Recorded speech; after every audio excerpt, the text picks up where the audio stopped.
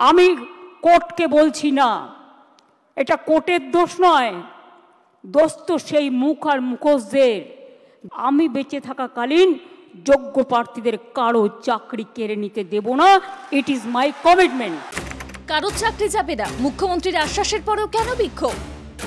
SSC কাণ্ডে বাংলার প্রায় 26,000 শিক্ষক, শিক্ষিকা ও শিক্ষাকর্মীর চাকরি চলে গিয়েছে। সেই সব চাকরিহারাদের সর্বতোভাবে পাশে রয়েছেন মুখ্যমন্ত্রী মমতা বন্দ্যোপাধ্যায়। রাজ্য সরকার সব দিক খতিয়ে দেখে যোগ্যদের চাকরি রক্ষা করার আইনি লড়াই জারি রেখেছে। কপিল সিব্বল, অভিষেক মনু সিংভি, রাকেশ দ্বিবেদী, প্রশান্ত ভূষণদের টিম সওয়াল করবেন। এর মাঝে মধ্যশিক্ষা পর্ষদ সুপ্রিম কোর্টে আবেদন করেছে। আবেদনে বলা হয়েছে, পরবর্তী নিয়োগ না হওয়া অবধি, অবৈধ বলে নিশ্চিতভাবে চিহ্নিত না হওয়া পর্যন্ত চাকরিহারাদের শিক্ষকতা চালিয়ে যাওয়ার নির্দেশ দেওয়া হোক। বাংলার শিক্ষা ব্যবস্থাকে সচল রাখার স্বার্থে এই আবেদন অত্যন্ত গুরুত্বপূর্ণ।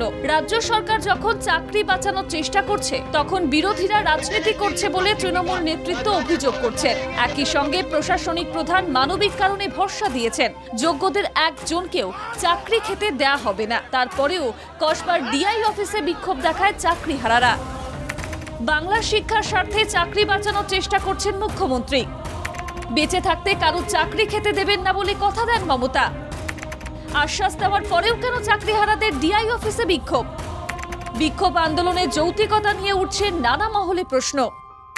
বিক্ষোভে বিরোধীদের মদতের অভিযোগ করেছেন মুখ্যমন্ত্রী। মুখ্যমন্ত্রীর বক্তব্যই কি সত্যি, সেই প্রশ্নই বড় করে উঠছে। শিক্ষামন্ত্রী ব্রাত্য বসু বলেন, মুখ্যমন্ত্রী যেখানে আশ্বাস দিয়েছেন, সেখানে কেন এই আন্দোলন গড়ে তোলা হচ্ছে? কেন ডিআই অফিসকে বেছে নেওয়া হচ্ছে?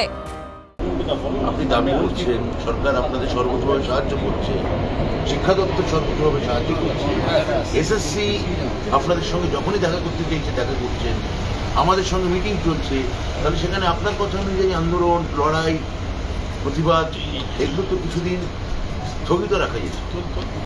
কসবার মতোই বারাসাতেও বিক্ষোভ দেখায় চাকরিহারাদের একাংশ। বীরভূমের নানা অংশের মতো সিউড়িতেও উত্তেজনা ছড়ায়। নদিয়ার কৃষ্ণনগরেও জেলার একাংশের চাকরিহারারা ডিআই অফিসে বিক্ষোভ দেখায়। আসানসোলের মতো মালদাতেও ডিআই অফিসে তুমুল বিক্ষোভ হয়। পূর্ব বর্ধমানেও বিক্ষোভকারীদের শোরগোল শোনা যায়। তৃণমূল নেতৃত্বের প্রশ্ন, সিপিএম কেন গোড়া কেটে দিয়ে গাছ বাঁচানোর নাটক করছে?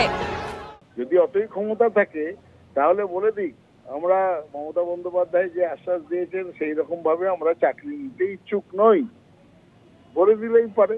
এগুলো হচ্ছে সিপিএম এর একদিকে গোড়া কেটে আগায় জল দেওয়া। এই বিক্ষোভের পিছনে বিরোধীদের হাত থাকার প্রমাণও পাচ্ছে শাসক দল তৃণমূল কংগ্রেস। ব্যুরো রিপোর্ট, বাংলা জাগো।